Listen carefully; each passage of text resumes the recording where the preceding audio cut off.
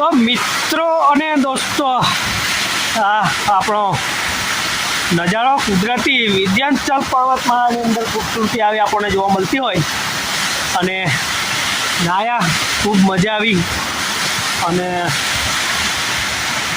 આપણું થોડુંક દૂર છે, થોડુંક જ છેટે છે આપણે રોડેથી, બરાબર.